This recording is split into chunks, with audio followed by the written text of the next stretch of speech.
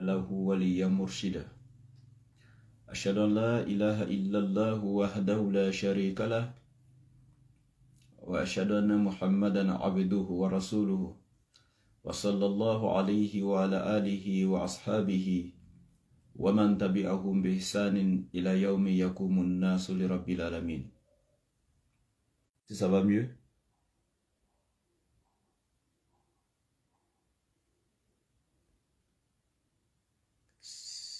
Salam alaikum à tous, j'espère que vous allez bien par la grâce d'Allah. Désolé, comme je l'ai dit, je suis au village et ici le réseau n'est vraiment... Voilà. Alhamdulillah. Bien, on continue avec la sourate Baqara à partir donc du verset 30. Voilà. On s'était arrêté au verset 29 la dernière fois. Aujourd'hui, on va continuer, Inch'Allah, donc au niveau du verset 30. بعد أعوذ بالله من الشيطان الرجيم بسم الله الرحمن الرحيم وإذ قال ربك للملائكة إني جاعل في الأرض خليفة. Donc il dit ici وإذ قال ربك. Il dit lorsque ton Seigneur dit للملائكة aux anges Inni ja'ilun fil ardi. Je vais établir ou instituer sur la terre khalifa. Donc un khalif, un lieutenant, un représentant. Donc, lorsque ton Seigneur annonça donc aux anges Inni ja'ilun fil ardi khalifa. Il dit, je vais établir sur la terre, je vais instituer sur la terre un représentant, un lieutenant, ou en d'autres termes, un calife. Qalou. Les anges ont répondu. Les anges disent, Ataj'alu fiha. Vas-tu établir ici sur cette même terre, man yufsidu fiha, une créature qui va commettre le désordre sur la terre,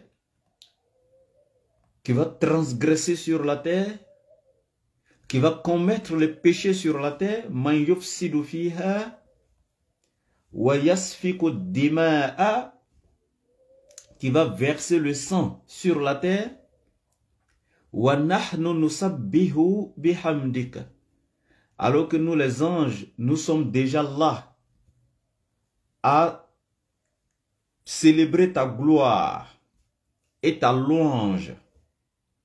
Nous sommes déjà là à célébrer ta gloire et ta louange. Et il dit wa nuqaddisu laka, et à célébrer ta sainteté. Wa nuqaddisu laka.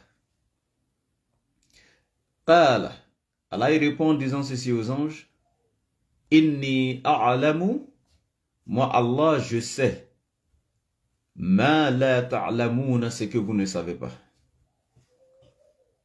Donc ici, quand nous regardons donc ce verset, lorsque Allah donc il a voulu créer Adam alayhi salam, qui est donc le père de l'humanité, le premier être humain, Allah a dit comme ça aux anges qu'il serait appelé calife. En d'autres termes, un lieutenant, un vicaire, un représentant sur la terre. Donc, ce calife est celui qui devait donc mettre de l'ordre sur la terre, selon la définition du mot. Être sur la terre comme un juge, être sur la terre pour obéir à Allah, pour se soumettre à la volonté d'Allah, pour exécuter donc exactement ce que Allah lui demanderait, etc. Donc une créature qui viendrait donc naturellement sur la terre pour servir Allah. Donc en étant le représentant donc d'Allah subhanahu wa ta'ala sur la terre. C'est pourquoi après avoir établi l'être humain sur la terre, Allah dit Walaqad harful tahqiq karramna bani Adam. Et dit certes, point de doute en cela, nous avons honoré le fils d'Adam. Donc c'est un honneur grandiose. Allah a honoré l'être humain plus que toutes les autres créatures qui sont ici sur cette terre. Karramna bani Adam. Wa hamalnahum fil barri wal bahri. Wa fadalnahum ala kathirin mimma khalaqna. Donc il a honoré l'être humain sur la terre, ça fait un. Deuxièmement, il a élevé l'être humain. Allah, il prend l'être humain entre le ciel et la terre.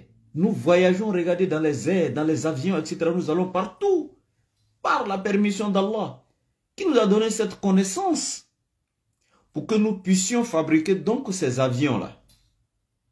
Hein? Allah, il dit que c'est lui qui a donné la connaissance à l'être humain. Iqra bismi rabbika allazi khalaqa. Khalaqal insana min alaq. Iqra wa rabbukal akram. Allazi allama bil qalami.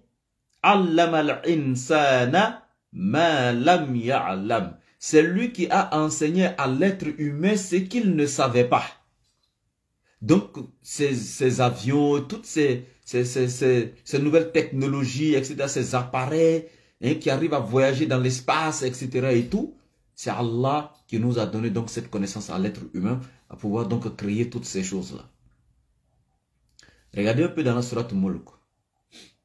Awalam yaraw ila toyri fawqahum sofatin wa yakbidna ma yumsikuhunna illa ar-Rahman innahu bi kulli shay'in basir.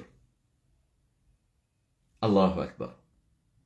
Donc il dit, regardez l'exemple sur l'oiseau qu'Allah a créé, qui est entre le ciel et la terre quand il étend ses ailes, cet oiseau-là. Allah il dit, imaginez-vous, qu'est-ce qui empêche cet oiseau de tomber? Si ce n'est Allah, la puissance d'Allah. Regardez comment Allah a créé l'oiseau, avec ses ailes, avec les plumes. Lorsque l'oiseau éparpille et les plumes, l'oiseau étend ses ailes.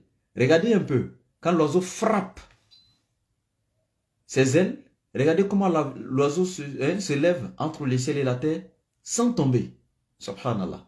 Donc Allah, il rappelle à l'être humain ici, cette science-là. Et c'est à partir de cette science que l'être humain va s'inspirer pour créer maintenant ces genres d'appareils volants, etc. Quand vous regardez la définition de l'avion, c'est un appareil volant imitant l'oiseau naturel. Avion. Tout simplement. Un appareil volant imitant l'oiseau naturel. Avion. Donc ça, c'est Allah qui nous a donné cette science. Donc Allah a honoré l'être humain. Donc, il dit encore fil bahari. Donc, il nous prend d'abord sur la terre, fil bahari. Il monte, il nous prend encore dans les airs. Et encore Allah, il nous prend encore même sur l'eau, fil bahari. Sur l'eau. Allahu Akbar. Ouais, Allah. Il nous prend encore sur l'eau, subhanallah. Dans les bateaux, les pirogues. Toi-même qui es dans le bateau, regardez un peu le nombre de conteneurs qu'un seul bateau peut prendre. Mais tu jettes la pièce de 5 francs sur l'eau, ça descend. Donc ici, Allah continue en disant ceci. Et il dit, Wa iz qala rabbuka, lorsque ton Seigneur dit aux anges, l'île malaïkati, lorsqu'il dit aux anges, inni ja'ilun fil ardi khalifa, je vais établir sur la terre un calife, un représentant, un lieutenant, un vicaire. Donc parlons de Sayyidina Adam alayhi salam, parlons de l'être humain. Et c'est un honneur en fait. Parce qu'avant la création de l'être humain, Allah annonce l'être humain aux créatures célestes. Subhanallah. Il annonce la création de l'être humain aux créatures célestes déjà. C'est déjà un honneur pour l'être humain. Et Allah continue, et les anges vont lui dire, oh Seigneur, vas-tu donc établir sur la terre, comme tu l'as dit, crier et mettre sur la terre une créature donc qui va commettre le désordre? Les anges maintenant disent ça à Allah. Donc il fera que des dégâts en fait. Il commettra que des péchés en fait. Mais les anges ne sont pas en train de contredire Allah dans ce qu'il dit. Parce que la ya'souna Allah ma amarahum wa yaf'aluna ma yu'marun. Les anges ne font que ce que Allah donc leur a recommandé. Ils ne désobéissent à Allah en rien en fait. Donc, quand les anges disent à Allah, ah, vas-tu établir sur la terre une créature qui va donc semer le désordre, hein, donc commettre des dégâts, des péchés, etc. Quand les anges disent cela à Allah subhanahu wa ta'ala, ils ne sont pas en train de désobéir à Allah. Mais les anges ici, donc, ont demandé la permission à Allah, donc, de pouvoir établir ce qu'ils, de pouvoir exposer ce qu'ils pensent. Les anges ont juste dit ce qu'ils savaient, ce qu'ils pensaient.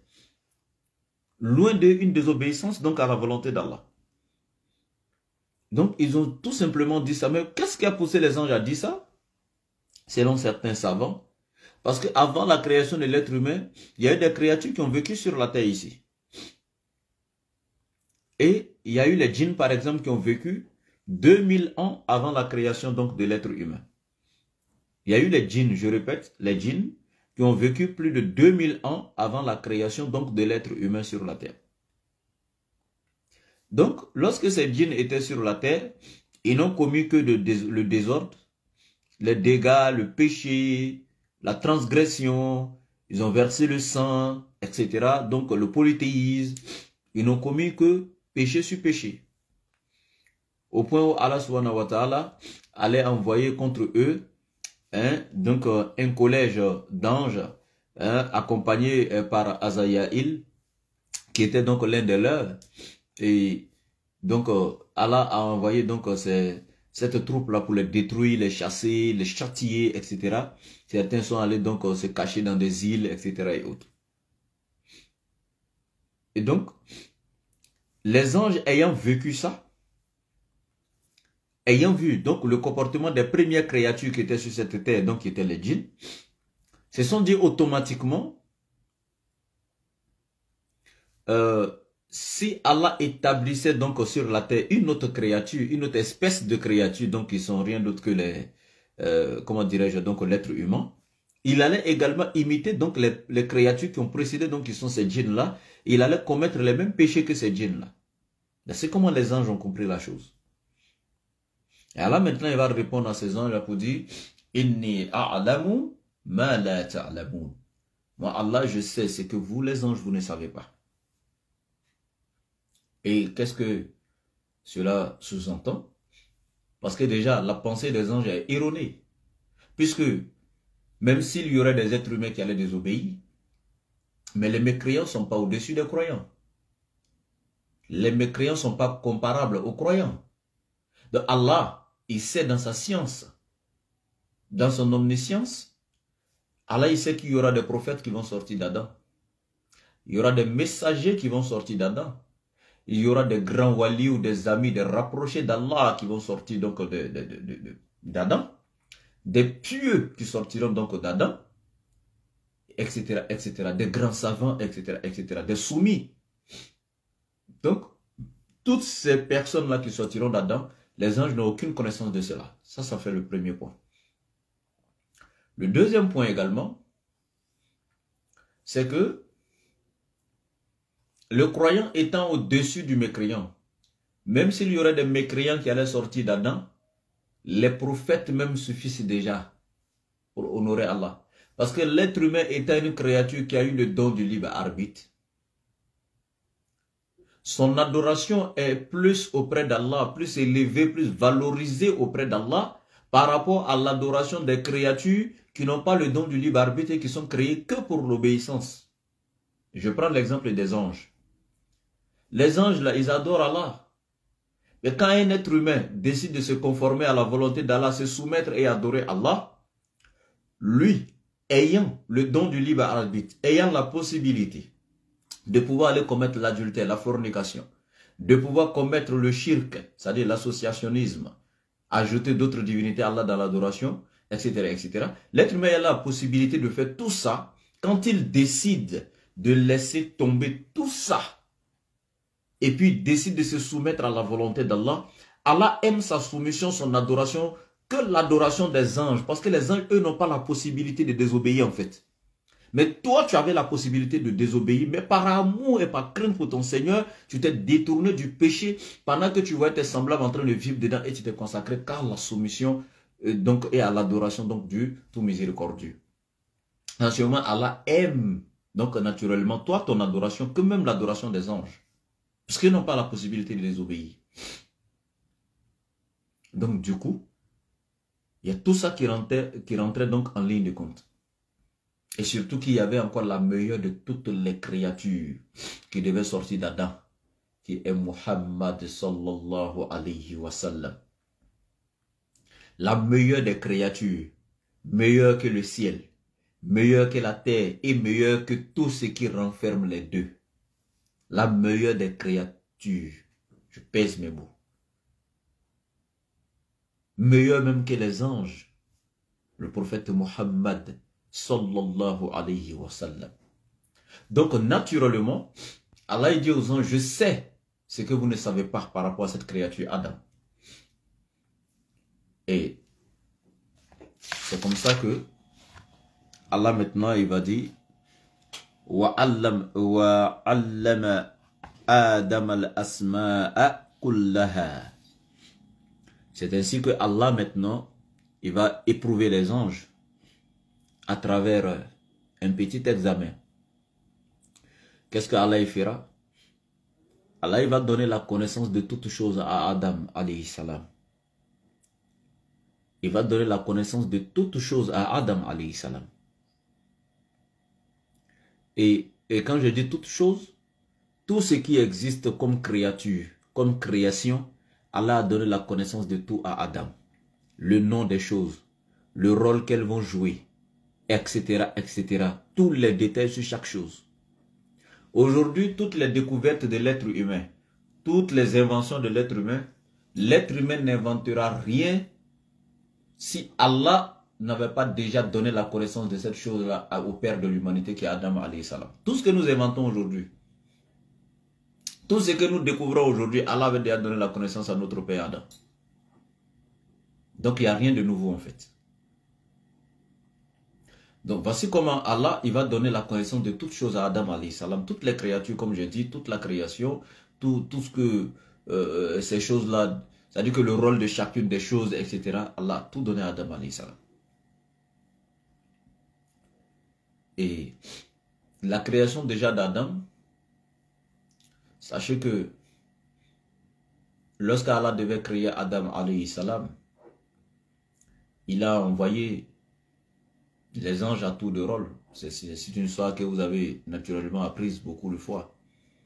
Sur la terre pour prendre une partie de chaque compartiment de la terre. Et les anges qui venaient, chacun venait et la terre se mettait à se lamenter, etc.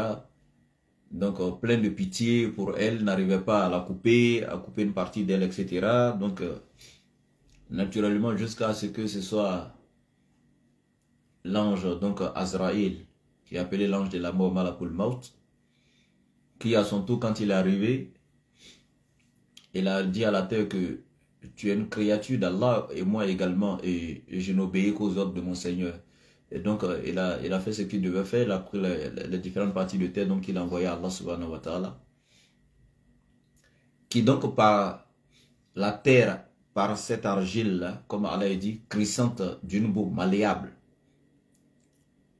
c'est-à-dire que argile sonnante, Allah il a donc créé Adam alayhi salam. Et comme c'était donc différentes parties de terre, partie blanche, partie noire, partie etc., etc. Donc tu vois les différentes couleurs d'êtres humains, les noirs, les blancs, etc. Voilà. Et quand tu regardes la terre aussi, la terre a toutes ces couleurs-là. C'est-à-dire que toutes les couleurs de d'être humain que tu vois sur la terre a toutes ces couleurs-là. Et c'est chacune des parties donc de ces couleurs de terre-là qui ont été rassemblées pour créer Adam. Et c'est pourquoi chacune des couleurs de ces êtres-là sont sorties aussi également donc d'Adam alayhi salam. Si quelqu'un vous fait croire que être noir c'est une malédiction, c'est lui peut-être qui a décidé de se maudire seul. Mais être noir n'est pas une malédiction, au contraire c'est une bénédiction. Être noir ne veut pas dire que tu es, je sais pas quoi, tu es maudit par Allah, tu es rejeté, tu n'es pas considéré, etc. Tu es une basse créature. Non. Allah a créé tous les êtres humains libres et égaux. Et c'est un enseignement que le prophète Mohammed nous a enseigné depuis même avant les années 1900 où à Genève, les gens pour la première fois, ils vont donc établir les droits des êtres humains à la naissance en plaçant les êtres humains libres et égaux à la naissance, etc. Mais avant cela, la Déclaration universelle des droits de l'homme à Genève, le prophète depuis les années 609 à 610 nous avait déjà enseigné cela. Il trouvait les gens faire l'esclavage, etc. Et il a dit, pourquoi les créatures qu'Allah a créées libres, vous en faites des esclaves? Ça c'est le prophète alayhi salam. Allah a créé les êtres humains libres et égaux. Donc, pour vous dire tout simplement, être noir n'est pas une malédiction. Pour Allah, le meilleur d'entre vous est celui qui craint Allah le plus. C'est pourquoi le prophète Mohammed a été le seul prophète sur la terre qui a dit ceci lors de son pèlerinage d'adieu. Il s'est arrêté sur le mont Arafat, il a dit ceci.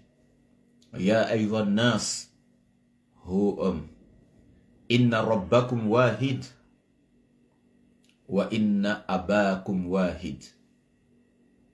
Ala la fadla li arabiyyi ala ajamiyyi, wala li ajamiyyi ala arabiyyi, wala li aswad ala al-a'mar, wala li a'mar ala al-aswad, illa bitaqwa wa khayrukum indallahi atqakum.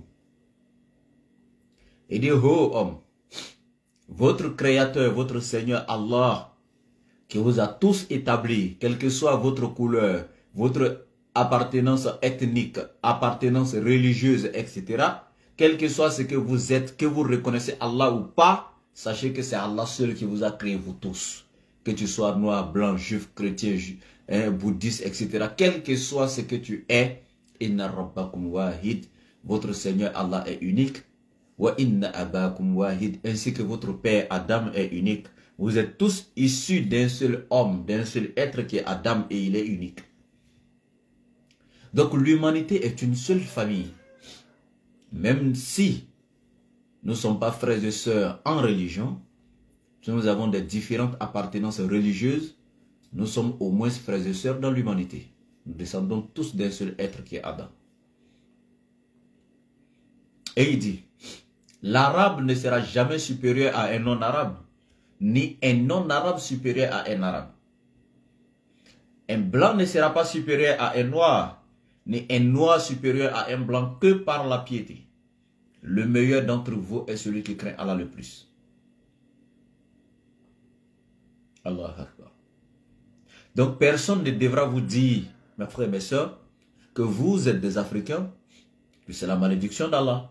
Cette histoire que vous voyez quelque part dans la Bible, etc. et tout, de Cam, etc., c'est du pipeau en fait. Comme ils le disent eux-mêmes, c'est du pipeau. Vous êtes bénis. Les Noirs sont bénis. Ces mêmes Blancs-là qui veulent vous faire croire ça, vous disent que l'Afrique est le berceau de l'humanité. Qu'est-ce qu'ils veulent encore? Voilà. Pour les gens qui pensent que, d'après eux, ils sont kamites, oui, donc ils défendent les valeurs africaines, etc. Nous, là, chez nous en islam, là, le noir est valorisé en fait. Notre prophète a pris le mot noir de sa bouche, il a valorisé le noir. Hein? Vous qui dites que non, les autres sont venus nous rabaisser et puis nous ont imposé leur religion, etc., leur tradition. Allez-y apprendre l'islam. Les vraies valeurs morales et spirituelles de l'islam, allez-y apprendre. Vous comprendrez. Notre prophète nous a valorisés. Vous ne saviez même pas ça. Regardez autour de lui. Il avait ses frères. Il avait ses parents arabes. Et ses apôtres. Ses disciples, si je peux le dire comme ça. Les Abu Bakr Siddiq, les Oumar, qui étaient des arabes. Les Ali, qui était son propre frère. Ben, il a laissé tout cela. Et le premier muezzin qu'il a choisi, le premier être à monter sur la Kaaba, appeler la prière, faire l'azan, c'est un Africain noir. Bilal. Celui-là qui, s'il existait aujourd'hui, on pourrait dire, le qualifier comme chauffeur du prophète. Celui-là qui tenait donc la corde du cheval du prophète ou du chameau du prophète. Celui-là même qui, lorsque le prophète a fait le voyage nocturne, il est descendu, il a dit, j'ai entendu les pas de Bilal au paradis. De son vivant. ses pas étaient déjà au paradis. Quand il marchait sur la terre, on entendait le bruit de ses pas déjà au paradis. Ça, c'est un Africain noir, Bilal. Donc, sachez que notre prophète alayhi salam a valorisé le noir. Et si cela ne vous suffit pas encore, le prophète alayhi salam est un cousin des noirs. Vous ne saviez pas ça?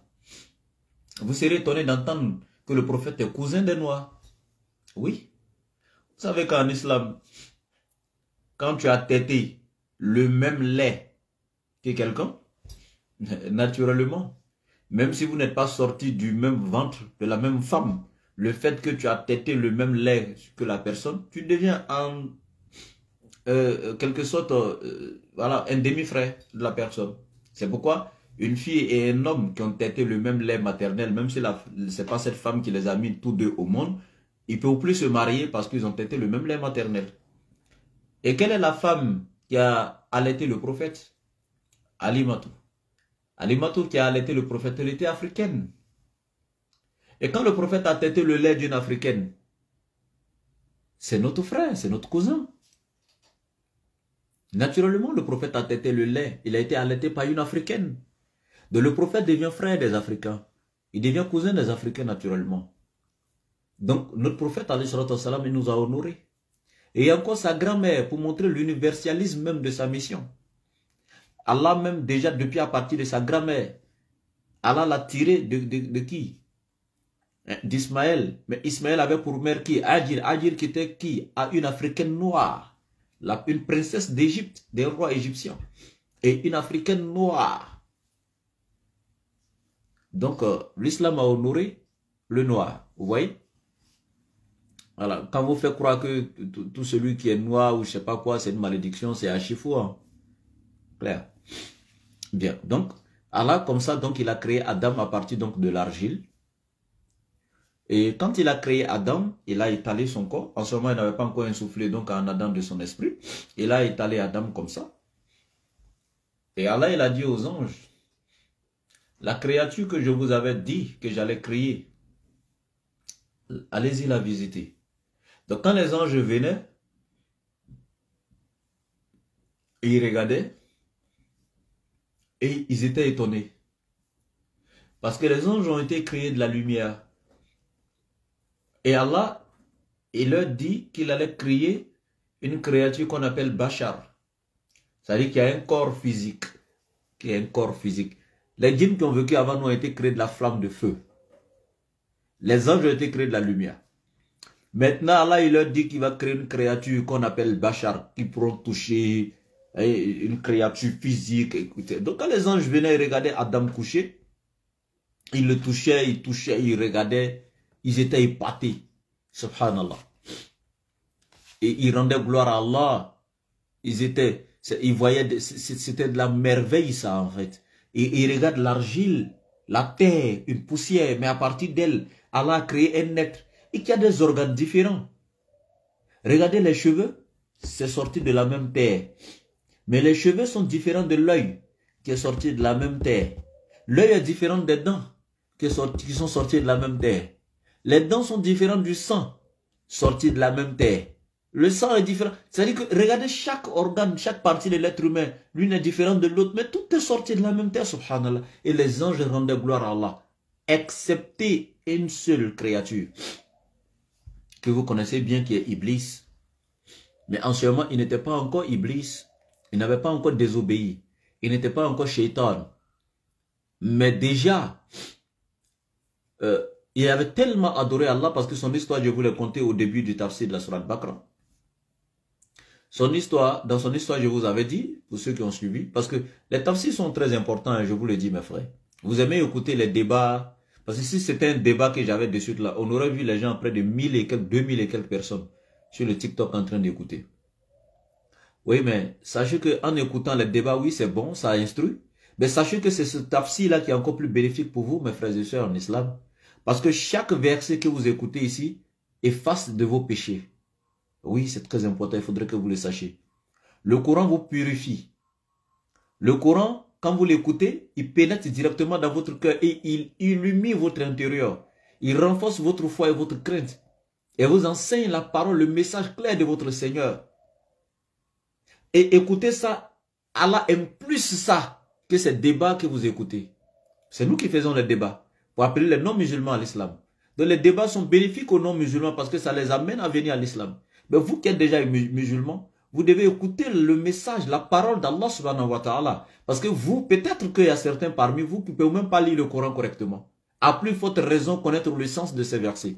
Mais vous avez l'occasion à travers cette tafsir, non seulement écouter la lecture d'abord en arabe, parce que les versets sont lus en arabe, et ça déjà, le fait d'écouter le Coran comme ça efface tes péchés, ça te met des bonnes actions, et écouter encore le sens de la parole d'Allah. Donc ça, c'est très important en fait. Si vous voulez vraiment faire pardonner vos péchés, faites tomber vos péchés comme l'eau qui tombe du ciel, c'est dans ces occasions-là. Si vous voulez vous instruire spirituellement, vous éduquer spirituellement, faire accroître votre foi, connaître davantage votre religion et votre Seigneur, c'est à travers donc ces séances de tafsir du Coran. Voilà. Nous n'avons pas le monopole du savoir, nous faisons l'essai. Le peu que les savants nous ont donné, c'est ce qu'on essaie de vous retransmettre. Et on ne rentre pas trop dans les profondeurs par rapport au niveau de compréhension des uns et des autres. C'est pourquoi on va doucement, on pèse la chose. Voilà. On pourrait rentrer dans plus de détails, donner plus de détails approfondis, etc. Mais on donne ça par rapport au niveau. Ce n'est pas dans une salle de classe que nous sommes pour donner des cours aux élèves, etc. Par rapport, quand c'est comme ça dans une école, on connaît le niveau des élèves, on sait voilà, comment approfondir la chose pour les donner, etc. Mais ici, c'est les réseaux. Tout le monde est là, il y a des nouveaux convertis qui nous suivent. Donc, il y a des choses, on ne peut pas rentrer dedans. Ça sera lourd pour les gens, pour la compréhension. C'est pourquoi on pèse les mots, on essaie de diluer doucement pour aller. Donc, c'est important en fait. Donc, naturellement, cette créature-là, qui est Iblis, lui, il a tellement adoré Allah, que Allah l'a élevé donc au ciel et lui a donné l'apparence ou l'allure d'un ange et il l'a placé parmi les anges. Mais naturellement, il n'est pas un ange. Sa nature, il est djinn. Lui, il est un djinn selon la sourate 7. On va y arriver, la sourate Araf. Il est un djinn. Mais Allah l'a placé parmi les anges, il lui a donné l'allure d'un ange. Donc pendant que les véritables anges là, de nature angélique là, regardaient donc la créature là, Bachar, ce corps là, ils touchaient, ils regardaient, ils partaient, ils étaient touchés. Mais lui à son tour, quand il venait, il regardait, il faisait des scènes de jalousie en fait. Il persiflait, il se disait au fond intérieur à lui, cette créature là pense qu'elle va venir prendre ma place quoi. Jamais. C'est moi que Allah a aimé depuis la terre, il m'a élevé dans le ciel ici, il m'a même placé au-dessus des anges, etc. Et aujourd'hui, il crée une autre créature. C'est cette créature-là qui va prendre ma place, jamais de la vie. Hein. Ouais. Les scènes de jalousie là n'ont pas commencé maintenant. Voici où Shaitan a commencé la jalousie. Alors qu'Allah ne lui avait pas encore insufflé même de son esprit. Donc du coup, après tout ça maintenant, Allah il va insuffler de son esprit à Adam alayhi salam. Et ça fait partie donc des grâces et des honneurs qu'Allah a fait à Adam qu'il n'a pas fait aux autres créatures en fait. Ni même aux anges, etc. Et il y a eu 4 choses qu'Allah a fait pour Adam qu'il n'a pas fait pour les autres créatures. La première des choses, c'est qu'Allah a créé Adam de ses mains, de ses propres mains à lui. Oui, c'est écrit comme ça dans le Coran. Et quand il dit ça à des gens, ils disent, ah oui, comment Allah il peut avoir des mains? Toi, tu imagines les mains d'Allah comme toi, tes mains? Non, mon frère. Allah n'a pas de mains comme toi. Et quand il dit ses mains, personne ne connaît sa nature. Mais Allah, il te parle pour que tu puisses comprendre en fait. Pour que tu puisses savoir à quel niveau il a honoré Adam alayhi salam. À quel point il a honoré. Donc quand il dit, je l'ai créé de mes propres mains. En fait, Allah, il parle avec toi qui résonne.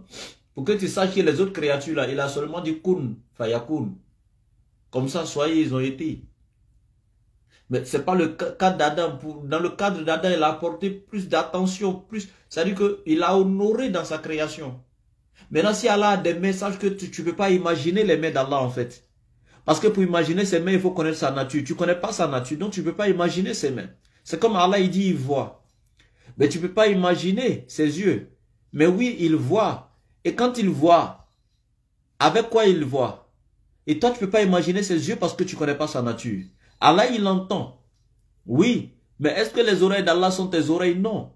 Est-ce que tu connais la nature d'Allah. Non, donc tu ne peux pas imaginer ses oreilles. Laisse-ça qu'elle shay'un. Allah ressemble à rien en fait. Donc c'est lui seul qui sait comment est-ce qu'il est. Donc Allah il te dit qu'il a honoré Adam le créant de ses propres mains. Ça fait un. Deuxièmement, il a donné la connaissance de toutes choses à Adam alayhi salam. Toutes les créatures et la création, le nom de chaque créature, quel est le rôle, etc. Et tous les détails, les connaissances entourant cette chose, Allah a tout donné à Adam alayhi salam. Ça fait le deuxième grand bienfait qu'Allah a fait à Adam qui n'a pas fait aux autres créatures. Troisièmement, Allah lui a insufflé de son esprit à lui. La sourate 32 Sajidat nous dit cela. Et quand je regarde mes frères chrétiens souvent, qui divinisent Nabi Isa alayhi salam sous prétexte que Allah dit qu'il a mis de son esprit en Isa alayhi salam. Que comme il a insufflé son propre esprit, c'est son esprit qu'il a envoyé pour couvrir Marie et puis elle est tombée enceinte, etc. Donc comme c'est l'esprit de Dieu qui est rentré en Isa, donc c'est ce qui fait qu'Isa devient Dieu. Mais concernant Adam, nous les musulmans, Allah il dit dans le Coran que je lui ai insufflé de mon esprit également. Donc nous on n'a jamais dit que l'esprit de Dieu étant venu en Adam, c'est ce qui fait d'Adam Dieu. Pourquoi vous faites ça? Le deux ici, là, ça définit une appartenance tout simplement de son esprit. Ça appartient à Dieu, l'esprit. Même l'esprit qui est en toi, c'est l'esprit de Dieu. Parce que ça désigne l'appartenance, c'est Dieu qui l'a mis en toi. Montre-moi où l'être humain a fabriqué un esprit. Une âme. Personne, depuis la création. Qui? Les blancs, les savants, les scientifiques. Montre-moi qui a pu déjà fabriquer un esprit. Personne. Tout l'esprit qui est en chacun d'entre nous appartient à Dieu. C'est lui qui l'a créé. C'est à partir de quoi il a créé. C'est lui seul qui maîtrise sa chose. C'est lui qui nous fait vivre à travers ça. Donc le 2 ici démontre tout simplement l'appartenance à Dieu de cette chose. C'est Dieu seul qui connaît. Voilà. Donc naturellement, Allah il lui a essoufflé de son âme. De son esprit, disons. Donc ça fait troisième grand bienfait. Quatrième des choses, c'est ce que nous allons voir dessus. Voilà, il a demandé aux anges de se prosterner devant lui. Allah a demandé aux anges de se prosterner devant lui. Et les anges se sont prosternés donc devant Adam alayhi salam. Ces quatre choses, Allah n'a fait ça à aucune créature. Donc déjà, Iblis, quand il venait, il regardait Adam couché, il était déjà jaloux. Et comme je le dis, وَعَلَّمَ آدَمَ الْأَسْمَاءَ Allah a donné donc naturellement la connaissance de toutes choses à Adam alayhi salam. Summa, après avoir donné à la connaissance, donc après avoir appris à Adam les noms et l'utilité, donc je sais pas, voilà, de toutes choses, summa aradahum ala al-malaika. Allah maintenant, il va donc faire comparaître les anges devant ces choses-là. Il va donc éprouver les anges en leur disant ceci. Faqala, il va dire, Anbi'uni bi asma'i ha'ula'i. Il va dire aux anges, Anbi'uni bi asma'i ha'ula'i. Il va dire aux anges, donnez-moi le nom et le rôle de chacune de ces choses-là. In kuntum sadiqin, si vous êtes réellement véridique, si vous êtes réellement sachant. Puisque quand Allah il a dit qu'il allait créer Adam, les anges ont parlé en disant ceci. Oh Allah, tu vas créer un être, tu vas créer une autre créature que tu vas mettre sur la terre, qui va s'aimer le désordre, la corruption, qui va verser le sang, qui va transgresser, etc. Allah il dit, mais je sais ce que vous ne savez pas. Donc maintenant il faut que Allah il démontre aux anges. C'est lui qui a le monopole du savoir, c'est lui qui sait ce que les anges ne savent pas. Mais pour démontrer cela, Allah ne s'est pas comparé aux anges. Allah se compare à rien, rien ne peut se comparer à Allah. Donc Allah, il va tout simplement créer Adam qui vient de naître, qui vient d'être créé là. C'est lui maintenant qui va montrer aux anges que vous n'êtes rien. Hein. C'est-à-dire qu'il crée une créature nette à l'instant T, et puis cette créature est plus sachant que les anges qui existent depuis. Regardez comment Allah est magnifique, subhanallah. Et regardez comment il montre aux anges sa grandeur. Allahu Akbar. Les anges existent depuis. Allah, il crée Adam sur le champ. Et il lui donne la connaissance de toutes choses sur le champ. Et les anges qui existent depuis, Allah, il place les choses devant eux. Il dit, donnez-moi l'utilité de chacune de ces choses. Présentez chacune de ces choses. Enseignez le rôle de chacune de ces choses. Donnez le nom de chacune de ces choses. Si réellement vous êtes savant, si vous êtes véridique, si vous savez réellement. Et les anges qui vont répondre, Qalu, subhanak, pureté à toi, subhanallah, pureté à toi. La ilma lana, nous n'avons aucune connaissance, illa, sauf, ma allamtana, celle que toi, Allah, tu nous as octroyée. Nous n'avons aucune connaissance si ce n'est celle que toi, Allah, tu nous as confiée. Nous n'avons aucune connaissance si ce n'est que celle que toi, Allah, tu nous as donnée, tu nous as accordée. Allah, nous ne savons pas le nom et le rôle de ces choses. Nous n'avons pas encore cette connaissance, tu ne nous as pas encore enseigné cela. Et nous n'avons aucune connaissance si ce n'est ce que tu nous as donné. Regardez la limite des anges. Regardez ce qu'Allah fait. Ce n'est pas Allah lui qui donne le nom de ces choses. Ce n'est pas Allah qui se compare à ces créatures. Allah a juste créé une créature qui vient d'être créée et qui va donner une connaissance parfaite aux anges, subhanallah. Et ils vont dire donc à Allah, Innaka antal alimul hakim. Tu es certes le sachant et le sage. Qala, Allah maintenant en ces termes va dire, Ya Adam, Ho Adam, Ambi'uhum. Alors, donne-leur l'enseignement. Ambi'uhum. Donne-leur la connaissance. Ambi'uhum. Donne-leur l'instruction. Bi asma'ihim.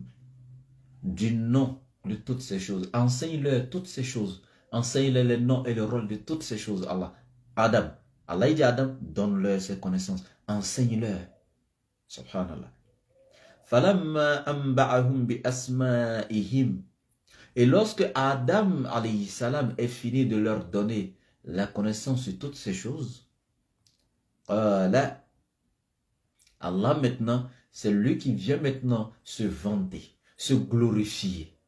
Allah Akbar. Regardez, lui il ne vient pas se comparer à eux en fait. Lui il crée une créature et il les met au défi. Et c'est cette créature-là qui les enseigne. Et quand cette créature finit de leur montrer leurs limites à ces anges-là, Allah, lui, maintenant, il vient montrer sa puissance, sa royauté, sa grandeur, sa souveraineté, sa gloire, sa seigneurie. Et il va leur dire maintenant, Alam akul lakum, ne vous ai-je pas dit à vous les anges, Inni a'lamu ghayba samawati wal ard, que c'est moi Allah, je sais les secrets, c'est moi qui connais, moi Allah, c'est moi je connais les secrets des cieux et de la terre.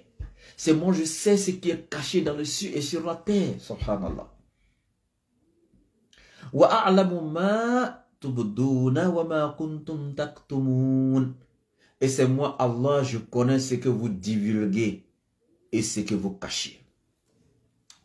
À ce niveau, quand Allah dit à la fin, c'est moi je sais ce que vous divulguez et ce que vous cachez, les savants nous disent ici que Allah il parle tout simplement du fait que quand les anges passaient à côté d'Adam qui était couché et qui le regardaient et qui glorifiaient Allah, qui était épaté de cette nouvelle création et qui louait Allah manifestement. Et quand Iblis, lui, il regardait, il était jaloux au fond intérieur, il injurait Adam, etc. Il proclamait des paroles de jalousie à son intérieur. Allah il dit, je sais ce que vous divulguez. C'est-à-dire ceux parmi vous qui ont exposé, qui ont loué Allah après avoir vu Adam en magnifiant Allah, le glorifiant, en l'exaltant. Et ce que vous cachiez dans le sens où Iblis parmi vous qui le regardait et au fond intérieur, qui était jaloux de lui, moi Allah je sais ce que vous cachiez, ce que vous divulguez. Ouais.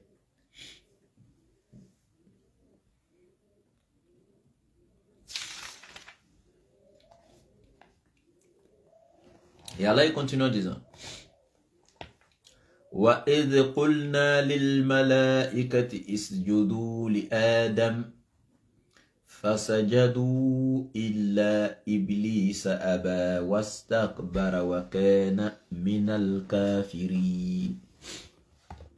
Allah dit وَإِذْ قُلْنَا لِلْمَلَائِكَةِ. Et lorsque nous dîmes aux anges, le nom ici est le nom majestatif, ou en d'autres termes le pluriel de majesté et non le pluriel quantitatif. Ce n'est pas un pluriel de nombre ou de quantité, mais c'est un pluriel de majesté, c'est un nom majestatif. Allah dit وَقُلْنَا لِلْمَلَائِكَةِ. Et lorsque nous dîmes aux anges, isjudu li Adam, prosternez-vous devant Adam. Ici déjà cette prosternation n'est pas la prosternation de l'adoration. Parce qu'il y a des gens qui sont confus, mais oui, Allah, on dit en islam que la prosternation ne se prosterne que devant Allah, on ne peut pas se prosterner devant une créature, mais pourquoi dans le Coran encore, Allah il dit que les anges se sont prosternés devant Adam. Déjà, la prosternation ici n'était pas une prosternation d'adoration. Ça fait un. Deuxièmement, oui, il est formellement et catégoriquement interdit à une créature de se prosterner devant une autre. C'est pourquoi le prophète alayhi salatu wa salam a dit si une créature pouvait se prosterner devant une autre, moi Mohammed alayhi salatu wa salam, j'aurais ordonné à la femme de se prosterner devant son mari à cause des droits que celui-là a sur celle-ci. Donc cela prouve qu'il n'y a pas de chance, il n'y a aucune ouverture, il n'y a pas vraiment de possibilité qu'une créature puisse se prosterner devant une autre. Mais sauf que dans ce cas ici d'Adam alayhi salam, c'est le propriétaire de la prosternation qui donne l'ordre aux anges de se prosterner. C'est lui qui autorise aux anges de se prosterner. Mais cette prosternation n'était pas une prosternation d'adoration. Elle renfermait deux choses. Soumission et honneur. Je répète. Cette prosternation renfermait deux choses. Soumission et honneur. La soumission dans cette prosternation appartenait à Allah et l'honneur dans cette prosternation était dédié à Adam. Donc c'était une prosternation pour honorer Adam et se soumettre à Allah. Parce que Allah donne l'ordre de prosternez-vous. Quand ils se prosternent, ils se soumettent à la volonté d'Allah ou à l'ordre d'Allah. Donc la soumission ici revient à Allah. Et la deuxième des choses qui est l'honneur dans cette prosternation revient à Adam. C'était tout simplement pour honorer Adam qu'Allah a fait cela. Et donc, فَسَجَدَ الْمَلَائِكَةُ كُلُّهُمْ أَجْمَعِينَ. Allah dit, tous les anges en ce moment se sont prosternés. Quand Allah a donné l'ordre aux anges de se prosterner, tous les anges se sont prosternés. فَسَجَدُوا. Et tous se sont prosternés. Ou en d'autres termes, فَسَجَدَ الْمَلَائِكَةُ كُلُّهُمْ أَجْمَعِينَ. Tous les anges se sont prosternés, sans exception. Cela prouve ici que Iblis n'est pas un ange. Parce que s'il était un ange, Allah ne peut pas dire tous les anges كُلُّهُمْ أَجْمَعِينَ. Parce qu'en disant كُلُّهُمْ أَجْمَعِينَ, ce qui veut dire qu'il n'y a pas eu un seul ange qui s'est rébellé. Ça montre que celui qui s'est rébellé n'était pas un ange. Parce que les anges, eux, ne désobéissent pas à Allah. S'il était un ange, il n'allait pas désobéir. Il se serait prosterné. Parce qu'Allah, il a dit, Al-malaikatu makhluqatun min nurin. Ils ont été créés de la lumière. La ya'kuluna wa la yashrabuna wa la yanamuna wa hum ibadullahi muqrabun. Et ils ont été créés de lumière, ils ne mangent pas, ils ne boivent pas, ils ne dorment pas. Ce sont des créateurs honorés d'Allah. La ya'sun Allah ma amarahum. Ils ne désobéissent pas à Allah en quoi que ce soit. Et ils ne font que ce qu'Allah leur a ordonné de faire. Donc, si Allah les décrit comme tels dans le Coran, ces anges-là, donc naturellement, si Iblis était un ange, il n'aurait pas donc refusé de se prosterner devant Adam. Mais Allah a dit, illa Iblis. Tous les anges se sont prosternés, illa, excepté Iblis. Excepté Iblis. Et donc, Abba, Allah il dit, il a refusé complètement. Abba, il a refusé complètement. Wastakbara, il s'est enflé d'orgueil. Wakana min al-kafirin. C'est là il va mettre maintenant de l'analogie, etc. Il va se comparer à Adam, il va dire Allah, mais moi je suis mieux que celui-là, j'ai été créé de feu, lui il a été créé de terre, etc. On verra ça dans les sourates à venir, la sourate Araf, etc. On verra ça dans les sourates à venir, Inch'Allah, ce discours-là. Mais ici Allah il dit, il a refusé de se prosterner, il s'est enflé d'orgueil. Wakana min al-kafirin. Et donc, il a été du nombre des mécréants, du nombre des rebelles. Vous voyez? Et là maintenant, Wakulna, Allah il continue en disant, et nous dîmes, Ya Adam, oh Adam, Uskun anta wa zawjuka al-jannah. Toi et ton épouse, vivez tranquillement dans le paradis. Ya Adam, ou Adam, anta, toi, wa zawjuka, ainsi que ton épouse, uskun, vivez, al-jannah, dans le paradis. Ici, dans ce verset, les savants, certains savants nous disent,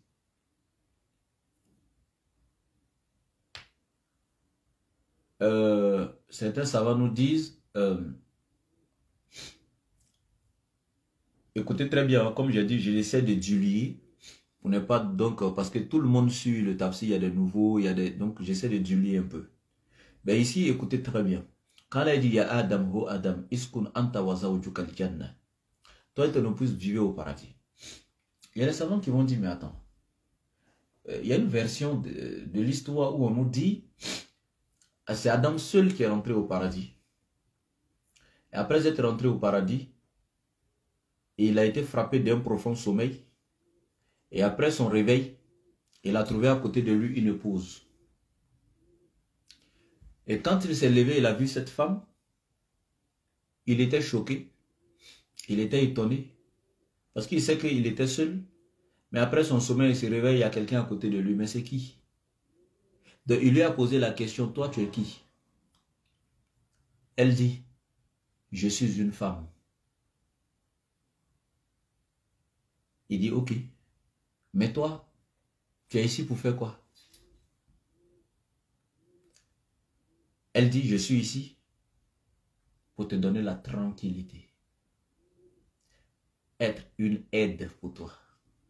Un soutien indéfectible. Donc ici, nos mamans, ouais, le pourquoi vous avez été créé, non? Ça, c'est votre grand-mère qui est en train de dire ça. La mère de l'humanité. Ah ouais. Quand son mari s'est réveillé, bon, je ne sais pas si elle dit son papa et son mari, parce qu'elle est sortie d'Adam. Je prends le mari. Quand son mari s'est réveillé et puis il a vu sa femme, cette femme à côté de lui, il lui a demandé, qui es-tu? Elle dit, je suis une femme. Regardez ce qu'elle a dit. Je suis une femme. Donc déjà, soyez des femmes. Respectez-vous. Parce qu'une femme, ce n'est pas une prostituée.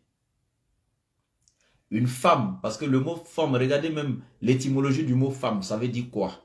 Soyez des femmes. Je sais de quoi je parle. Dans le sens propre du terme. Soyez des femmes dignes de ce nom. Parce que votre mère a dit, je suis une femme. Et une femme, c'est quoi? Elle a quel rôle à jouer près de son époux?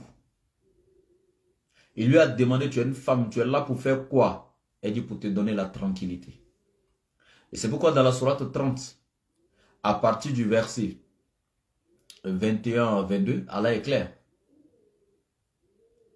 C'est lui qui a créé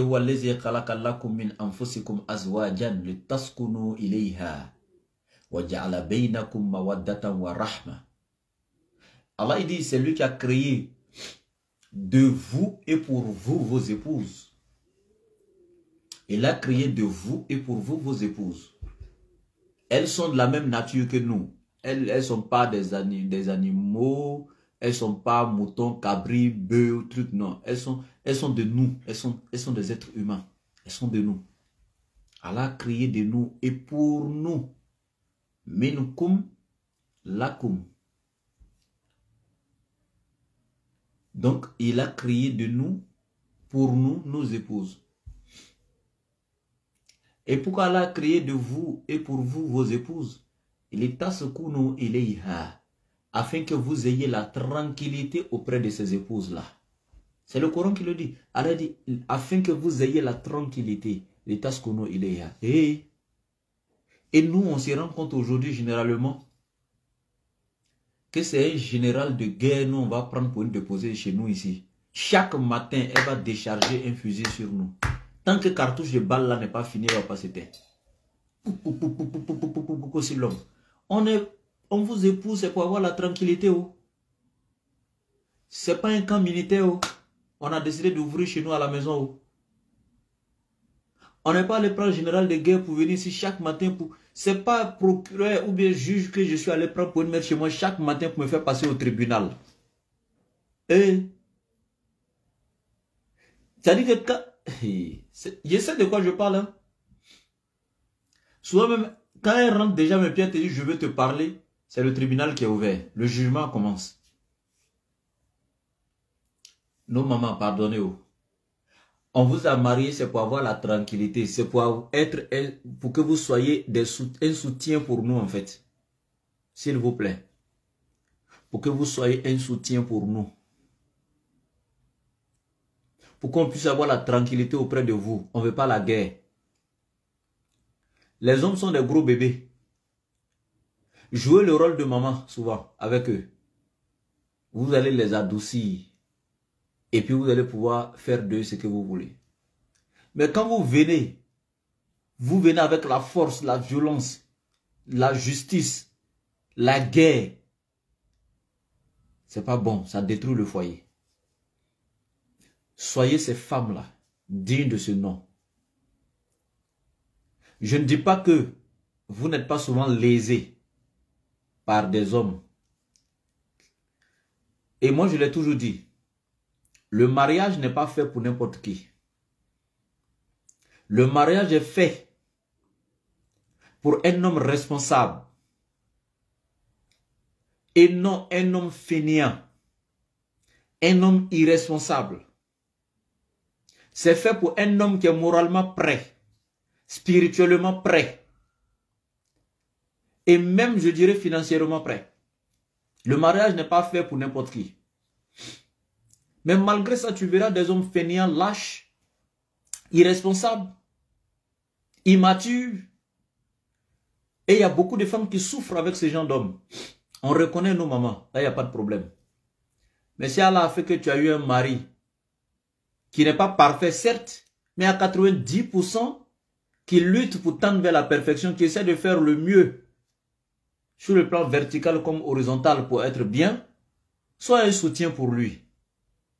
Soit une aide pour lui. Soit la cause de sa tranquillité en fait. Soutiens-le dans tout. Quand nous voyons aujourd'hui malheureusement ces femmes-là, même pas parce que l'homme a commis un péché ou bien il a un mauvais comportement, juste parce que Allah a approuvé l'homme avec une situation financière, je sais pas quoi, l'homme, Allah l'a éprouvé en fait une situation financière dégradée, il n'a pas assez de moyens, etc. et tout. C'est en ce moment que tu ne reconnais plus certains de nos mamans. Quand tu l'as marié, que tout va bien, alhamdoulilah, tout va bien. Mais quand ça commence à ne plus aller, et que souvent même c'est elle qui fait un peu de commerce, ou bien elle a un petit boulot, que c'est elle qui maintenant gère les choses à la maison, c'est elle qui paye les factures, le loyer et autres. Waouh, tu es foutu. Elle est devenue l'homme, hein. Tu n'as plus rien, donc tu n'as plus droit à la parole à la maison en fait. Tu n'as pas le droit de lui dire, mais chérie, pourquoi tu as préparé la sauce là? Depuis avant-hier, c'est la même sauce aujourd'hui. Il fallait changer un peu. Elle va te demander, tu connais plus de popote là 2 jours là. Depuis quand tu payes la popote dans cette maison? Depuis combien de temps tu as arrêté de payer ça? C'est clair. Hein? Souvent, c'est la femme qui vient te dire, ça dit que c'est de toi elle parle, hein, toi l'homme, hein, parce que peut-être tu n'as plus de boulot. Donc, tu passes beaucoup de temps à la maison, n'est-ce pas? Donc, quand elle quitte au boulot, elle vient voir les enfants, ils sont assis, et puis toi, tu es là. Hein. C'est de toi et pas les. Et puisque tu n'as pas de boulot, tu es toujours à la maison. Donc naturellement, tu es toujours devant ta télé. Soit la clim est allumée ou bien le ventilateur. Tu prends du bon temps, tu regardes un peu la télé et tout. Tu attends que ta femme revienne. Et puis quand elle arrive là, elle appelle les enfants en même temps. Vous les enfants là, vous là, je vous parle pas, hein. Vous consommez l'électricité ici comme ça là. C'est vous qui payez. Ça va pas chez vous. Hein? Tout le temps la télé allumée, dessin animé, quoi. Ça va pas chez vous. Mais elle sait de qui elle parle. On se connaît. Et tu connais femme. Ça dit que femme là, elle t'insulte, mais avec le nom de son enfant. Ça dit que elle sait que c'est toi, hein, tu viens de faire telle chose, et puis elle va appeler son enfant. Si c'est faux, dites-moi, maman. Femme, matin là, je suis pas en forme, quoi, mais j'essaie Mais sincèrement, et généralement encore, quand tu n'as plus rien, quand tu es dans cette situation-là, quand même quand elle veut t'adresser la parole, Madou Fadje, c'est comme ça qu'elle t'appelle, hein.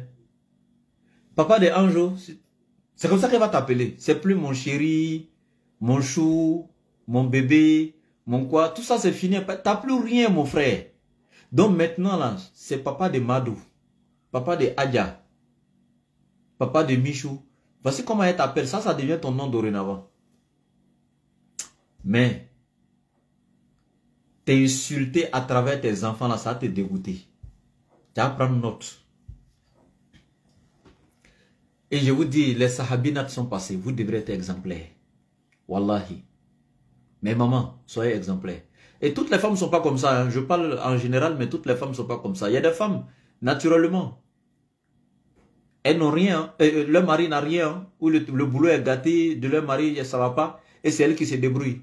Mais je t'assure que cette femme-là, elle prend soin de la maison.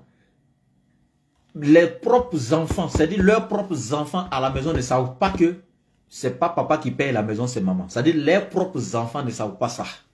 Moi, j'ai connu ce genre de femme. Elle compte l'argent du mois, elle dépense tout. Les deux dans la chambre, elle et puis son mari, et puis elle lui donne. Fait les dépenses. Et puis personne, même les enfants ne peuvent pas savoir que c'est maman qui paye, qui gère les choses 2 jours là. Tu vois? Mais nous avons eu des femmes, on a étudié leur histoire, les sahabinates qui sont passées. Le monsieur n'a rien, il n'a pas d'argent, il n'a pas de sous. Même pour manger à la maison, c'est problème. Mais c'est cette femme-là qui va accompagner son mari. Elle va le chouchouter. Ça dit que, est-ce que vous savez qu'en islam, les droits de l'homme sur la femme, là, ça fait partie des droits de l'homme que la femme, quand l'homme va au boulot matin, ou bien quand il sort pour aller grouiller, avoir un travail là, la femme, tu dois accompagner ton mari jusqu'à la porte, arriver là-bas, l'embrasser, le serrer dans tes bras, lui faire un petit câlin et puis le laisser partir. Est-ce que vous savez que ça fait partie des devoirs de la femme? Ça fait partie des droits de l'homme sur sa femme. Le soir, quand l'homme vient du boulot, la femme doit courir pour aller l'accueillir. Est-ce que vous savez que ça fait partie du droit de l'homme sur sa femme? Mais le soir, là, toi, tu quittes au boulot.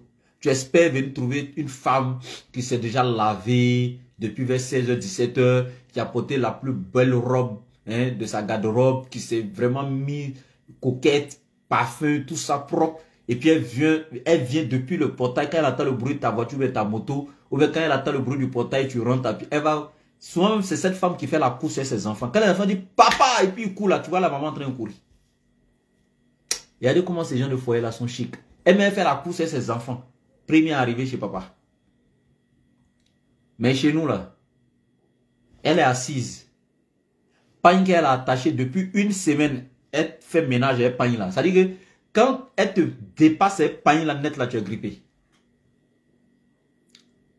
À l'instant T, dès qu'elle te dépasse le pagne, tu es grippé. Même si grippe là n'est pas là, en tout cas tu vas éteigner 1 ou 2 fois. Parce que ça fait 1 semaine qu'elle est avec pagne là, dans le ménage. Elle va préparer avec, elle va balayer la cour, elle va laver assiette avec. Les enfants vont pisser sur pagne là, faites tout juste. Et qu'Allah nous en préserve. Il y a des femmes qui sont sales. C'est grave, je sais de quoi je parle. C'est comme ça que il y a une dame qui est venue me poser une question comme ça, en pleine conférence. C'est pas une histoire d'avant et moi-même. J'étais assis en pleine conférence. Et c'est une femme que je connais en fait. Donc, je connais plus ou moins un peu les réalités de leur foyer, puisque c'est mes voisins. C'était mes voisins. Ça s'est passé vers 2015-2016 là. C'était mes voisins et voilà. Donc, je faisais des conférences souvent de fin d'année avec les jeunes du quartier, etc. En pleine conférence ce jour-là, les mamans, les papas du quartier sont sortis et tout. Ils étaient, voilà, avec les jeunes aussi, les enfants, ils étaient tous là. Et la femme là, quelqu'un n'est pas obligé de te dire qu'elle est sale en fait. Parce que je t'ai dit que c'est la voisine. Elle est sale, c'est pas possible. Quand tu sors et puis tu la vois devant sa porte, tu te poses des questions au fond intérieur de toi-même en fait.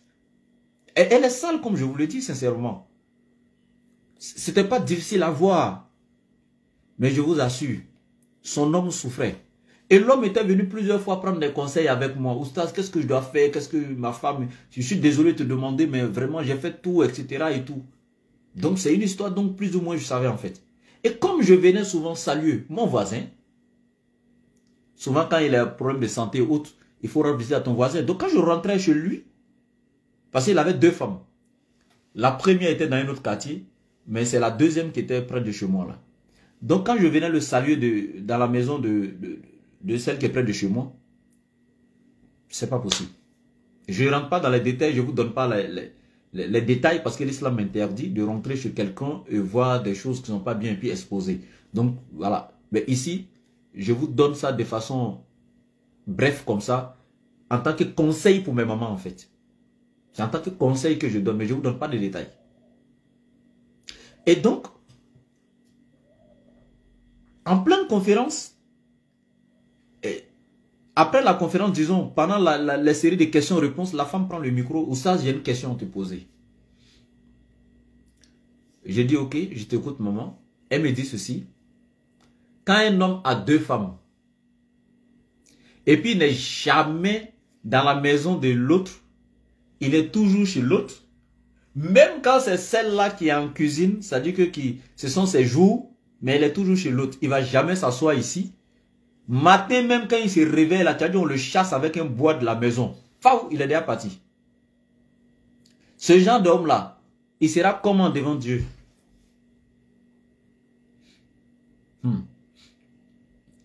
Est-ce que vous voyez la question? Elle parle d'elle-même en fait comme ça. Son mari ne passe jamais du temps dans sa maison, il ne s'assoit jamais.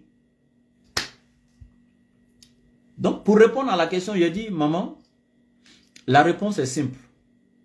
Si cette femme réunit toutes les conditions à travers lesquelles un homme puisse vraiment rester à ses côtés, c'est-à-dire elle-même, elle se purifie, elle se rend propre, elle se rend bien chic, toujours belle pour son mari, le cadre à la maison est propre, elle met de l'ordre dans tout le salon, tout, elle fait tout propre, nettoie les fauteuils, la maison, elle met de l'encens souvent ou parfumer des déodorants, etc. Toutes ces conditions sont réunies. Puis malgré ça, l'homme ne passe pas du temps chez toi. Il est Allah même va lui poser des questions. Il dit, mais il y a des femmes, chez elles, là, on ne peut pas rentrer. Dès que tu arrives à la porte, là, c'est l'odeur qui t'accueille. Il dit, l'homme, là, il peut faire l'effort, mais vraiment, il ne va pas quand même rester dans la maladie. Donc, ça, là, il y a des hommes, là, c'est qu'on prend pour les chasser, là, c'est pire que boire. Voilà, quand je dis ça, la maman a pris conscience. Elle a eu sa réponse, mais à travers sa réponse, elle a eu son rappel à elle. Elle a changé. Quelque temps après, son mari est venu me dire, alhamdoulilah. Donc, les mamans, soyez propres. Vraiment.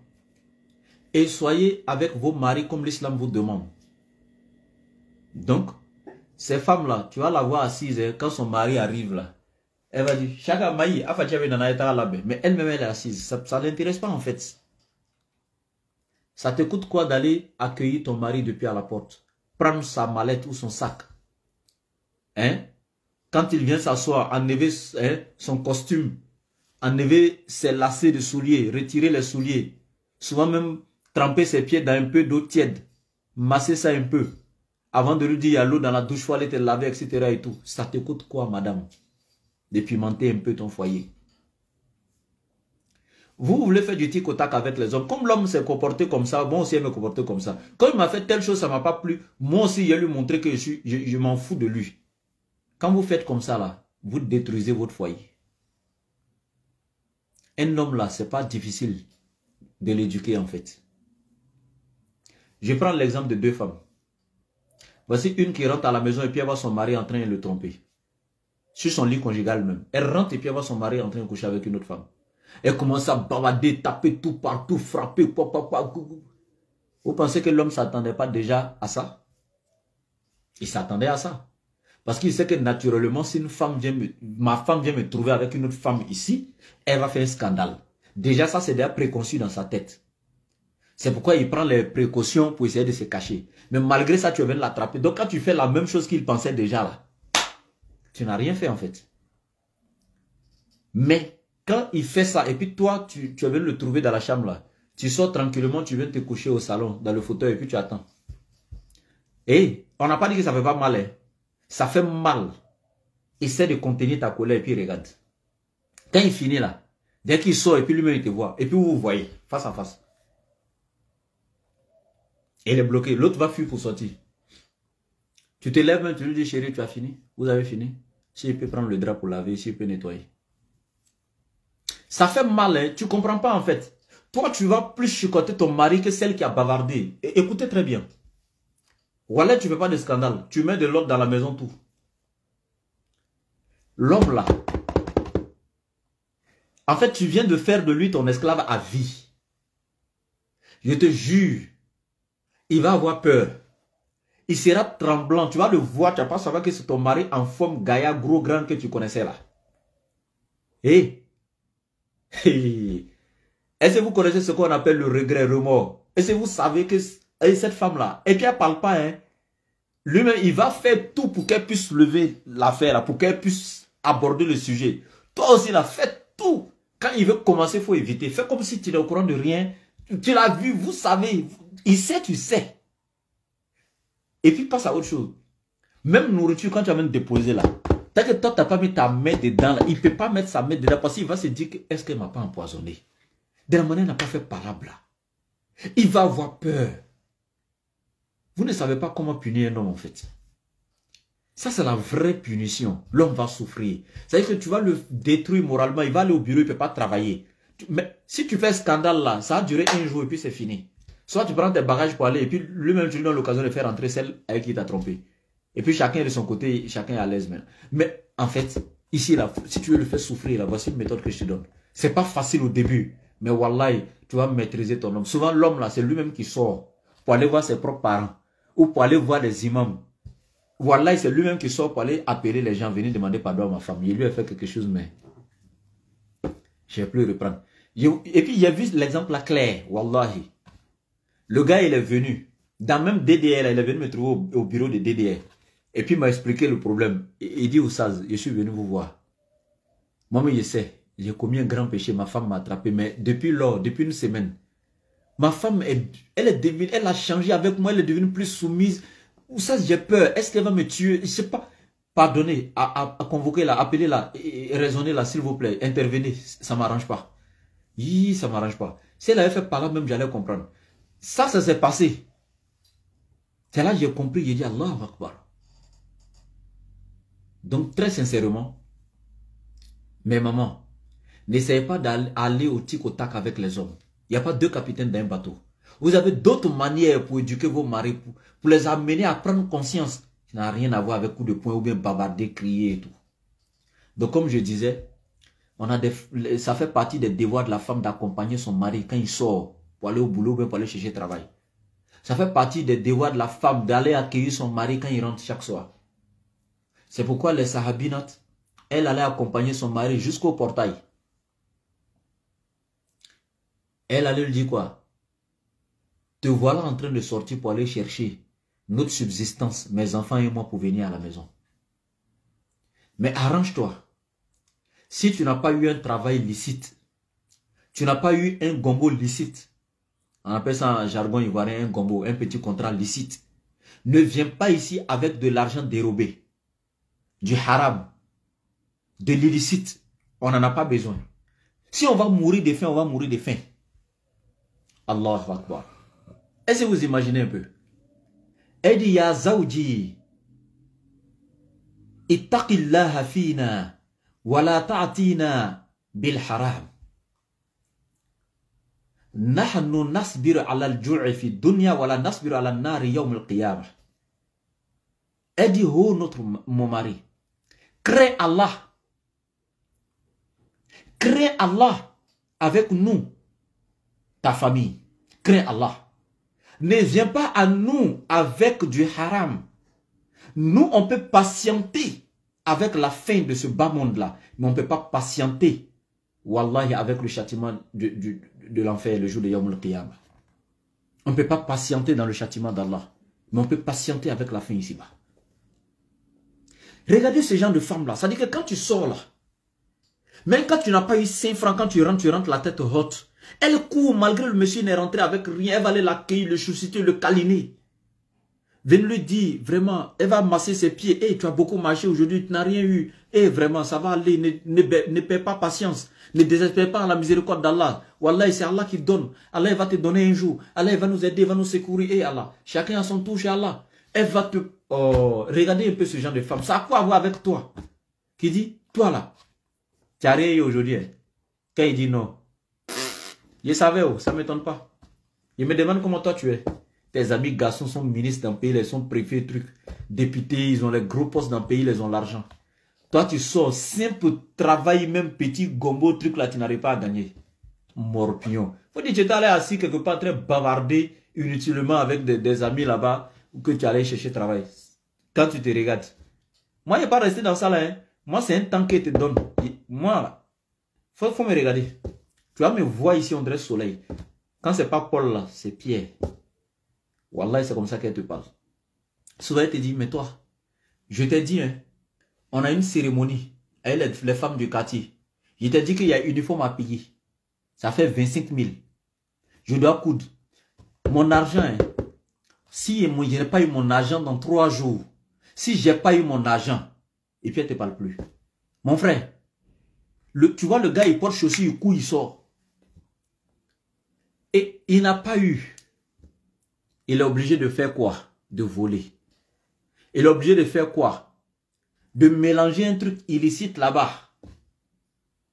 Parce qu'il sait que s'il n'a pas fait ça, même son droit conjugal, lors de la conjugaison conjugale, là, il ne va rien avoir avec sa femme. Il ne va rien avoir. Vous voyez comment des femmes nous poussent à faire... C'est-à-dire qu'à pousser l'homme à aller prendre l'illicite pour entrer à la maison. Pousser l'homme à être un escroc en ville. Voilà, tu vois des gens qui sont escrocs en ville. La pression qui est à la maison. C'est pourquoi aussi le prophète vous a conseillé. Il dit aimer avec... Si vous voulez aimer là, aimer avec... truc, comment on appelle modestie. Quand vous voulez aimer quelqu'un là, n'aimez pas à 100. C'est-à-dire que ne vous donnez pas à fond. Aimez avec juste mesure. Parce que quand tu laisses l'amour te contrôler, les sentiments te contrôler à 1000% là, c'est dans ce genre de situation que tu restes. Tu veux pas, cette femme, tu l'aimes tellement que ce qu'elle va te dire là, tu es obligé d'aller faire des conneries en ville pour avoir l'argent à la maison. Hein? Vous poussez les hommes à faire quoi, mes mamans? Comme ça là. Et dans tout ça encore, quand le gars ne gagne pas à temps, elle refuse de lui livrer la chose. Désolé, je ne veux pas être vulgaire. C'est pourquoi quand je dis livrer aussi, c'est un jargon ivoirien en fait. Mais vous comprenez avec moi, je ne veux pas être vulgaire s'il vous plaît. Elle refuse de voilà, de satisfaire le monsieur en fait. C'est grave. Tu veux la toucher, ne me touche pas, je suis malade. Ou bien elle te dit même clairement, ne me touche pas. Hein. Ce que je t'ai demandé là, si tu n'as pas encore trouvé, ne me touche pas. Parce que toi, tu n'es pas un homme. C'est un vrai homme là. Il répond aux attentes de sa femme. Il donne à sa femme ce qu'elle demande. Donc, comme tu n'es pas qu'un homme là, tu ne me touches pas. Il faut être un homme d'abord. La hawla wa la quwwata illa billah. Et regardez, dès que l'homme vient lui donner ce qu'elle demande là, elle saute sur lui en même temps. Fais de moi ce que tu veux. Tu vois que tu es une prostituée malgré que tu es marié. C'est ce que j'ai toujours dit dans beaucoup de mes conférences. J'ai dit, il y a des femmes mariées mais prostituées. La prostituée que tu vois en ville, là, que tout le monde insulte, là, elle se vend pour quoi? Pour le matériel, pour l'argent.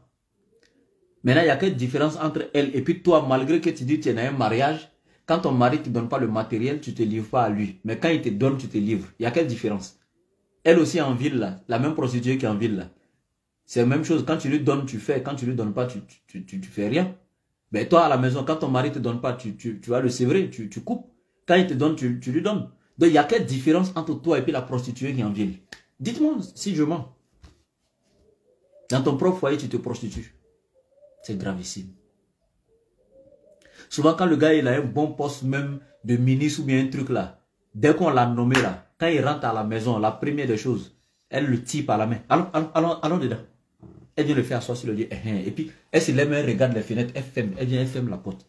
Et Jean-Louis, on vient de te nommer ministre des Finances et président du Conseil économique et des Finances. On vient de te nommer où? Pardon. Pardon, il y en a qui sont quittés puis nous on est arrivés. Et puis elle se met dedans, il y en a qui sont quittés puis nous on est arrivés. Nous on va quitter. Hein. Mais je te dis en même temps, profitons. Moi, je veux une belle maison. Ça là, je ne vis plus ici. Il faut nous construire une maison. Et puis, ce n'est pas dans n'importe quel quartier. Hein. Cocody Rivera. On veut une belle maison là-bas. Après ça, moi, la voiture que je veux, le genre de voiture là, c'est comme pour Kadi Touré qui a RTI là, MCI là. Tu vois, les Range Rover dernier cri façon là. Ça dit qu'elle va citer le nom d'une star. Hein, et puis dit, tu vois, pour elle, je veux une voiture comme ça. Et puis, il y a mes enfants doivent fréquenter dans les plus, c'est-à-dire que dans les établissements de 2 millions et quelques, où la scolarité vaut peut-être 5 millions. Ou peut-être même, te dire, tous mes enfants là, ils vont les fréquenter en Europe. Moi, mes enfants ne fréquentent plus ici. C'est-à-dire que toi, on vient de déclarer à la télé que tu es nommé. Tu n'as même pas encore pris fonction. Même passation de charge n'est pas encore fait. Madame a déjà fini de te donner ton programme de... Même l'État lui-même là, c'est-à-dire que ton programme là, dans ton mandat, on ne t'a même pas encore soumis, elle a fini. Et tout ce que tu as cité, quand tu calcules là, le budget même que l'État va te donner pour travailler là, ça ne vaut même pas ça. Vous voyez ce que vous faites, non?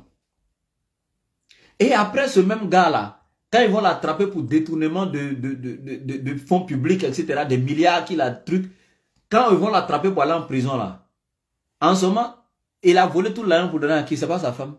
Elle prend ça tranquillement, elle se trouve un autre jeune, bien frais, tout. Elle refait sa vie, elle lui, quoi. Et puis dans le même village que tu avais acheté dans Cocody Rivera, là, hein, pendant que toi tu es en prison, là, elle gère ses affaires avec un autre là-bas. Femme est méchante. Bon, des femmes sont méchantes, sincèrement. Voilà, il y a des femmes qui sont méchantes. Aïssa Bari, oh. Aïssa Bari. On est fatigué. Les femmes qui sont comme ça, là, Aïssa Bari, dosez un peu. Vous fatiguez les hommes là. Donc notre mère Awa, quand Adam alayhi salam s'est réveillé, et puis il l'a trouvé à côté de lui, il lui a demandé, toi tu es qui? Elle dit, je suis une femme. Elle n'a pas dit, je suis escrotte. Et elle n'a pas dit, je suis prostituée. Elle n'a pas dit, je suis namarato. Elle n'a pas dit, je suis celle qui est venue absorber tes biens. Elle vous comprenez, elle dit, je suis une femme. Donc soyez des femmes dignes de ce nom, s'il vous plaît. Elle n'a pas dit, je suis une manipulatrice. Elle n'a pas dit, je suis général de guerre dans ton foyer, je suis venu te juger, je suis procureur. Elle n'a pas dit, je suis venu ici pour que toi et moi, là, on se frappe chaque jour. Elle dit, je suis une femme. Et elle a demandé, mais femme là-haut, c'est quoi? C'est quoi une femme? Regardez, les deux, hein, parce qu'elle a répondu, je suis une femme. Adam demande maintenant la définition. C'est quoi? Femme là, c'est quoi? Tu es venu faire quoi? Tu es femme là, c'est pour faire quoi? Elle répond, c'est pour que tu puisses avoir la tranquillité auprès de moi. Donc, femme, quand toi, tu ne sais pas donner tranquillité à ton mari, là, tu n'es pas femme. Quand toi, ton rôle, c'est de chauffer son cœur. Lui, là, il avait déjà des soucis dans sa vie. Hein. Toi, tu penses qu'il t'a pris là, c'est pourquoi? Toi, tu deviens un problème de plus, au lieu d'être une tranquillité pour le gars. Source de tranquillité pour le gars, toi, tu deviens un problème de plus. Donc, notre maman, là, elle vient de te dire, Adam lui demande, mais femme, tu es femme, pour faire quoi? Elle dit, je suis venu pour te donner la tranquillité. Pas pour venir être escrotte. Pas pour venir te défier. Pas pour venir te juger sur chacune de tes petites actions. Pas pour venir être deuxième capitaine dans ton bateau. Pas pour venir te manipuler. Pas pour venir t'absorber. Et pardonner. Et donc, dès que Adam a posé ces questions-là à notre mère Hawa, quand les anges ont entendu ça, ils étaient étonnés. Ils disent, mais attends, c'est pas lui, on dit, il connaît le nom de toutes choses, il nous enseigne le nom des choses. Et puis lui-même encore, il vient demander à la femme, tu es quoi, tu es qui? Ah là là, et lui là, il connaît femme. Parce que Dieu lui a donné le nom de toutes choses, il connaissait toutes choses. Mais quand c'est arrivé sur femme, lui-même, il demande à la femme, tu es qui? Est-ce que vous comprenez ce qu'il dit? On dit Allah a donné la connaissance de toutes choses à Adam alayhi salam. Tout. Mais sauf que, quand femme a été créée et puis on l'a mis à côté de lui là, Adam demande à la femme, tu es qui? Femme quoi. C'est pas facile. C'est pas facile de connaître femme. Il y a de quoi. Il y a de quoi qu'Adam puisse lui demander tu es qui. Et puis il veut plus de détails encore. Elle dit je suis femme. Il dit mais femme quoi? Pour faire quoi? Hein? Et les anges maintenant eux aussi vont venir tester Adam. Ils vont dire ah lui là on dit il connaît tout mais ici là il a demandé tu es qui à celle-là. Est-ce que lui là il connaît celle-là? Attends on lui demander. Et eux aussi demandent à Adam celle-là elle est qui? Adam dit elle est femme. Et les anges vont lui demander comment ça? Parce que lui il a utilisé le terme Hawa. On dit mais pourquoi elle s'appelle Hawa? Il dit parce qu'elle est issue d'un être vivant. Moi je suis vivant et de moi un être vivant, Dieu l'a fait sortir de moi. Et aussi j'aimerais dire ceci à mes mamans. Oui on dit la femme a été créée de la plus petite côte du côté gauche de l'homme. La plus petite côte du côté gauche de l'homme. Quand vous regardez un peu le squelette de l'être humain, vous pouvez aller taper sur Google partout, regarder un peu le schéma du squelette.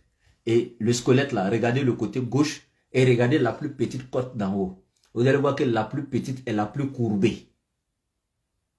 Et c'est la plus petite du côté gauche. Donc vous imaginez que c'est celle qui était juste au-dessus du cœur. Et la plus courbée. Donc elle était courbée, elle entourait juste le cœur. Donc c'est celle qui était juste au-dessus du cœur que Dieu a pris pour créer la femme. Donc quoi de plus normal, c'est elle qui doit donner la tranquillité, c'est elle qui protégeait le cœur. Ça veut dire que la plus petite côte qui était juste autour du cœur, qui protégeait le cœur, c'est elle que Dieu a pris pour créer la femme. Donc ton rôle est devenu de protéger ça là, pour nous, notre cœur. Tu dois mettre tranquillité là ici. Pardon. Et nous maintenant, la force que Dieu a mis dans nos bras là, Allah n'a pas mis ça ici pour que nous puissions battre la femme chaque jour. Il a mis ça ici pour que nous puissions aussi la mettre en sécurité, la défendre, etc. Tu vois, chacun a un rôle à jouer pour l'autre, quoi.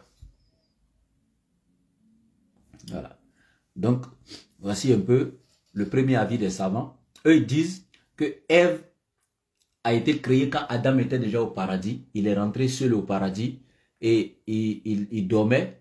Et puis Allah subhanahu wa ta'ala maintenant va, comment dirais-je, lui faire tomber dans un profond sommeil. Et puis dans ce sommeil maintenant, Allah maintenant va créer, donc sortir Ève des côtes d'Adam. Excusez une minute. Mon live était coupé. Donc voici un peu. Et le deuxième avis des savants, eux ils disent non. Selon le verset, Ève était déjà créée avant même que Adam ne rentre au paradis avec elle. Elle était déjà créée pendant qu'ils étaient encore tous dehors. Et pourquoi? Ils disent parce qu'Allah il a dit wa kulna ya Adam nudim ho Adam uskun anta wa zawjuka al-janna. Uskun ici ça vient du verbe sakena. Donc ou bien peut-être des iniques du nombre des iniques. Voilà. Et ce paradis encore, il y a des savants qui disent que c'est pas le paradis céleste.